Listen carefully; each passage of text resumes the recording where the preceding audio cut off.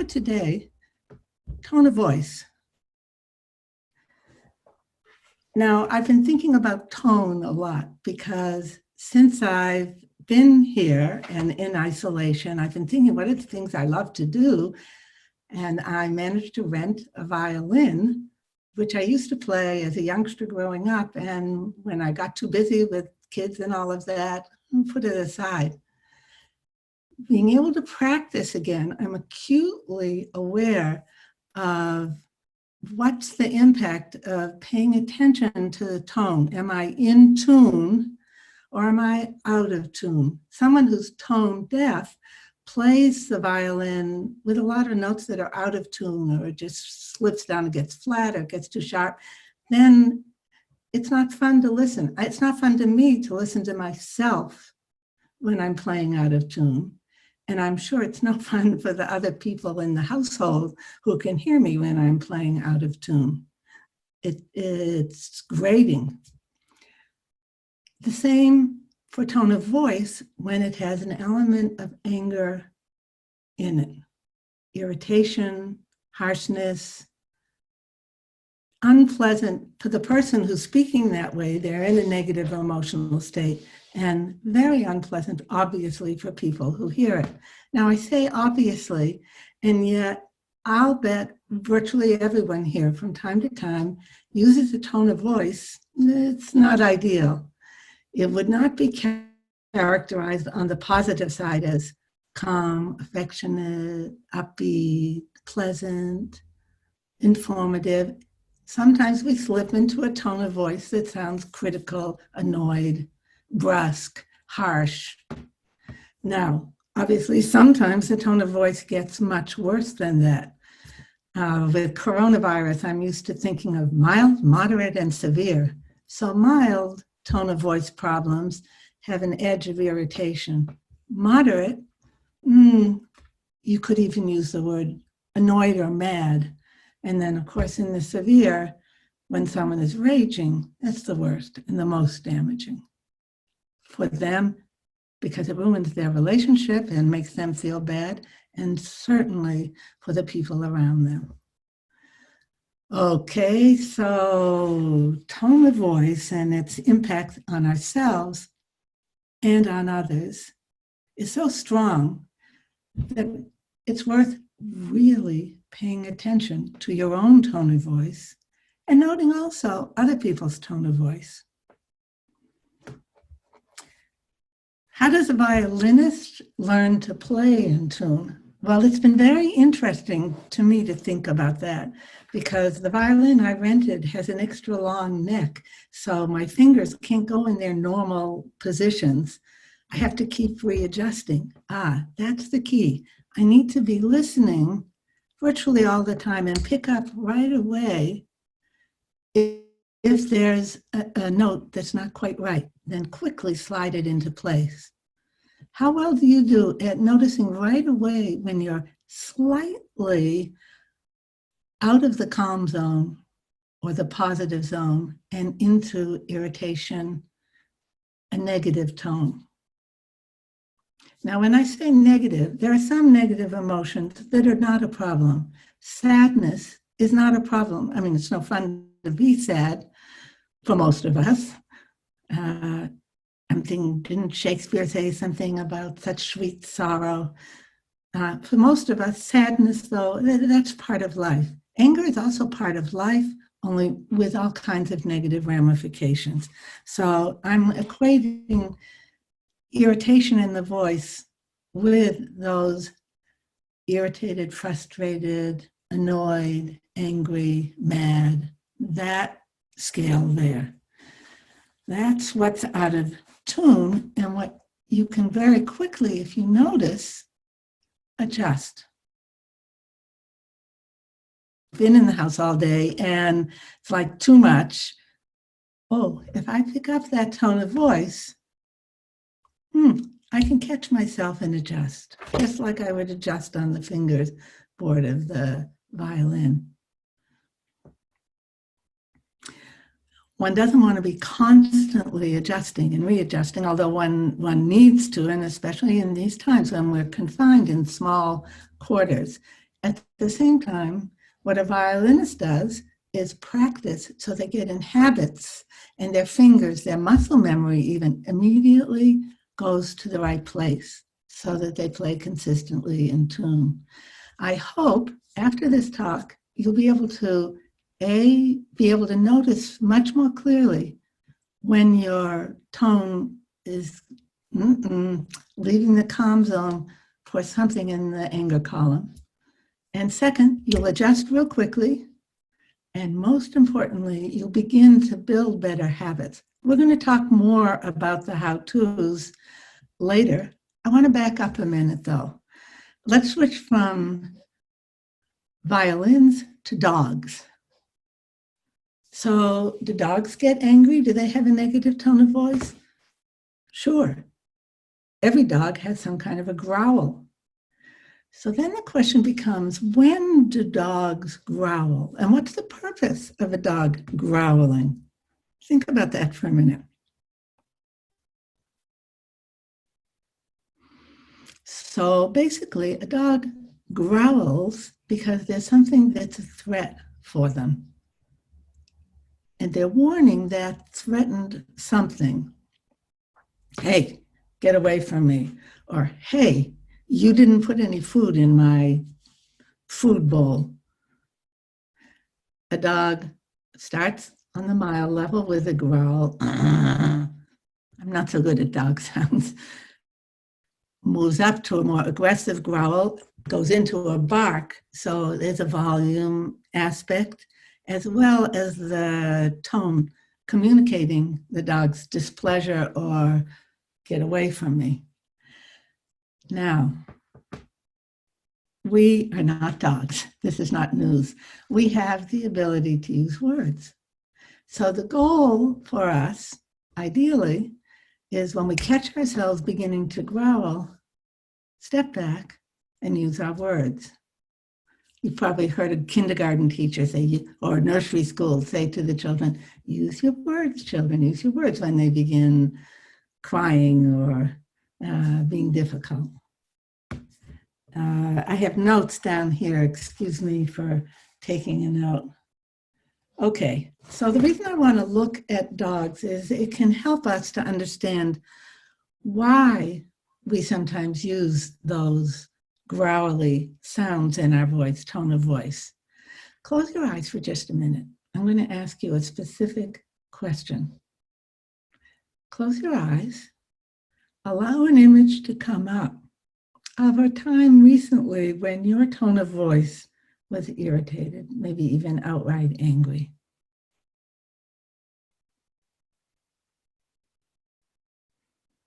Notice what was going on in the situation. Most importantly, if you look at your tone of voice in that situation in the best possible light, what was that irritated tone of voice meant to accomplish?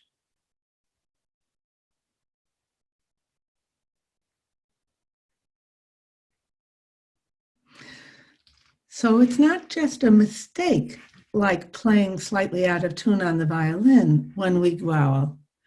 There is a purpose to the growl. Is it clear to you what your purpose was?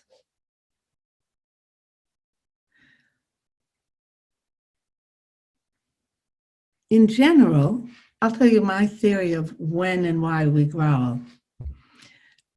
Basically, we get mad when there's something we want that we're not getting, or when there's something we're getting that we don't want. So it's to push people away or to get them to do this or that, to pay attention to us, whatever. When there's something we want that we're not getting, or something we're getting that we don't want.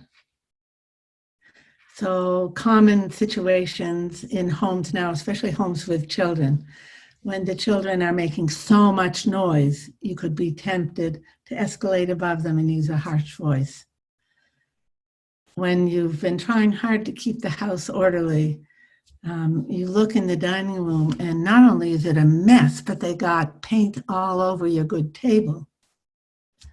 Very tempting to use a harsh tone of voice. Also, for those of us who are working at home with children, with other people in the household, it's likely that when you're getting too many interruptions, there's irritation that's going to come into your voice. So again, in general, and let me know if I'm wrong, you can send me a little note here. We get irritated or a negative tone of voice when there's something we want that we're not getting, the kids to be nice and neat and quiet, or when we're getting something that we don't noise, that we don't want, all the noise, the messes, etc. Okay, with that background, there's a second question. Remember the first question, I call it the best possible light question. If you look at that tone of voice in the best possible light, what was it intended to accomplish? That's question number one. Now, question number two. What might be a better way to accomplish what you were trying to accomplish? Think about that one for a bit.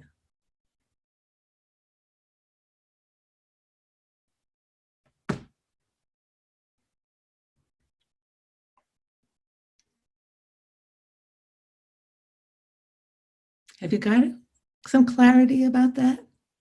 It's a very helpful two-step, the best possible light question about what you're intending to accomplish with that negative voice. And then what's a better way to accomplish that objective without putting out all the toxicity that goes with a negative tone of voice, irritation, anger, etc. Okay, let's move on to how-tos. So let's say you've recognized that moment that you thought of earlier when you used that harsh tone of voice. And you have an idea in general now about what you're trying to accomplish and what might be some better ways. Pick another situation. Maybe the same situation is fine also. And let's go through three steps for ending the use of toxic, harsh, hurtful voice tones. And again, I'm talking about even slight slivers of irritation, never mind raging anger. Because remember, if you can get rid of raging anger and stop yourself then, you can also get rid of and stop yourself and get rid of little bits of negative, harsh voices. Okay, here's three main steps. Step number one, start becoming extremely aware of your voice. Like a violinist has to be so keenly aware to the slightest bit of playing the note too high or too low. As soon as you hear your voice going into something that sounds critical or irritated or frustrated, catch it. Now, it's reminding me of a talk I heard where someone referred to protecting yourself from coronavirus by becoming a hand Nazi. Now, that's a little loaded term for me. I'm not wild about his term. At the same time, he said, you have to guard your hands so they don't touch your mouth, your nose, your eyes, or anywhere on your face. He said, along with hand washing, that's one of the strongest protections against this little toxic virus that's going around. Becoming aware, though, of when we touch our faces is very difficult because we do it so many times with no consciousness, no awareness during the day. For many people, that applies as well to tone of voice. We let the negative tone of voice slip in far too frequently without any awareness. So number one, build your awareness, catch it right away. So when you catch it, what do you do with it? One thought is tell yourself, take the pot off the stove. Now, what does that mean, take the pot off the stove? When you hear a negative tone of voice, it means you're in some situation that's bothering you, that's generating irritation and anger. Remember, anger is because you're getting something you don't want, or you're not getting something you do want.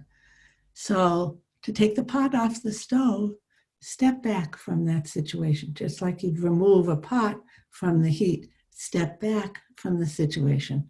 Literally step back, or at least stop talking, stop saying things. Pause. Okay, at least you've stopped the flow of the negative voice by having number one, awareness, and B, you took the pot off the stove. You stepped back, you did a pause. Once you've paused, you can take a breath, bring your energy level down, and then ask that same question that we asked earlier with the best possible light exercise. What might be a better way to handle this situation than trying to control or criticize or be irritated at someone? What might be a better way I could handle this situation and keep my voice in the calm zone, in the pleasant zone? Sounds easy? Not always, and worth aspiring to. So let's say that's your plan, that you're actually going to do that. You're going to become a guardian of your tone of voice. Number one, you'll model that for other people in the household. That's nice and probably not enough. Number two, you can at least feel so good that you've used this complicated period of time, this vacation of sorts, to accomplish raising your level of mental health functioning significantly just by noticing your tone of voice and keeping it in the calm, pleasant zone.